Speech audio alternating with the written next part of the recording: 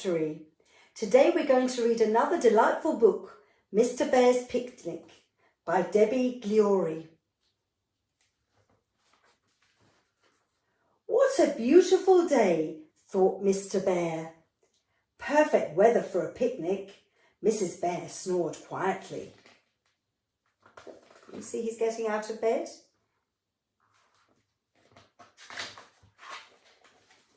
I'm going to take the baby out for the day, said Mr. Bear. Mrs. Bear opened one bleary eye. That's a good idea, she yawned, and opened her other eye. And why don't you see if the Grizzle Bears would like to come too? I'm sure they'd love a nice picnic, she said, turning over and going back to sleep. Can you see Mrs. Bear is sleeping?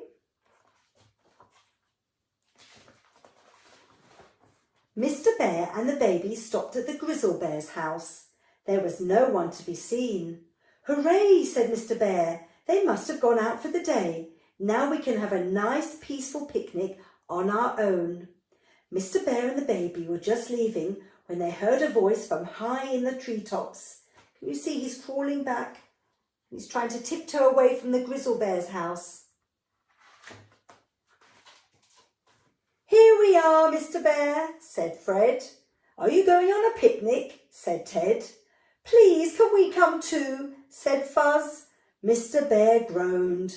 Please, begged Fred, Ted and Fuzz, tumbling down from the tree in a furry heap and running to tell Mrs. Grizzle Bear where they were going. There they are, they're all climbing out of the tree. They're excited to go on a picnic, aren't they? It took a long time to choose the perfect picnic spot. Mr. Bear thought that the first spot was perfect. Dad always brings us here, moaned Fred. It's boring. Mr. Bear thought that the next spot was interesting. This is a fly-infested swamp, said Ted. There it is. It's the swamp. The third spot was too quiet and gloomy. This place gives me the creeps, said Fuzz. You see all the different places he was trying to choose for a picnic. At last, Mr. Bear found the perfect place. Mr. Bear put Baby Bear down in a grassy hollow and put the picnic basket under a tree. He was just stretching out in the sun for a little snooze before lunch when Fred bounced onto his tummy. I'm starving, said Fred. I could eat 6 lunches. I'm ravenous, said Ted. I could eat 6 lunches and whatever's in that basket. I'm famished, said Fuzz. I could eat 6 lunches, whatever's in that basket, and the basket as well. Look, they're all hungry. Mr. Bear left the pond with a sigh. We'll have something to eat then. Let's see what we've got for lunch, he said, opening the picnic basket. Mr. Bear pulled out a teddy. That's not a very good lunch, said Fred. You can't eat toys, said Ted, glaring at Mr. Bear. I think you brought the wrong basket, said Fuzz. The baby began to cry. Look, he's bought the sewing basket instead of the picnic basket.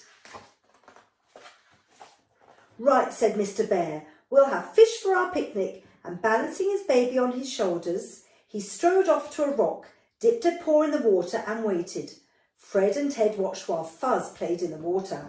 Maybe I should wiggle my paw like a worm, said Mr. Bear. I know I could catch something if I just stretched a bit further. Look, he's stretching with his arm. And he wants to catch a fish because bears eat fish. Hello, blub, blub, blub, blub, said Mr. Bear, slipping head first into the pond. Blub, blub, blub, blub, blub, cried Baby Bear, clinging on tightly. Oh, he's falling in the water, and the other bears are watching. You're not supposed to do that, said Fred. Our dad never gets wet when he goes fishing, said Ted, and he always catches lots of fish. All you're going to catch is a cold, added Fuzz. I don't think we're going to have a picnic. They're not very happy, are they? And they're crying, the bears. Right, that's it, roared Mr. Bear. Shh, you'll scare away all the fish, said Fred. I don't care, yelled Mr. Bear. Me neither, said Ted. I don't even like fish. Dad makes us eat loads of fish, said Fuzz. With all the jaggy bones, said Fred. And the slimy skin, said Ted. And the yucky eyeballs, said Fuzz. Then Mr. Bear had an idea. Follow me, he said. I know just what you bears need to eat. He's got a good idea, hasn't he? The young grizzle bears trailed uphill to the woods. Just a little bit further, said Mr. Bear. Look! Overhead, tucked in the branches of a tree, was a golden dome surrounded by lots of buzzing bees. Mr. Bear put the basket down, settled Baby Bear in it, and climbed up the tree. Can you all see the beehive there in the tree? And he's going to climb up to it.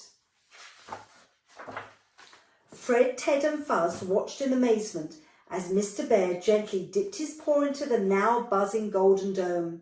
You're really good at that, said Fred. When our dad does that, he gets stung, said Ted.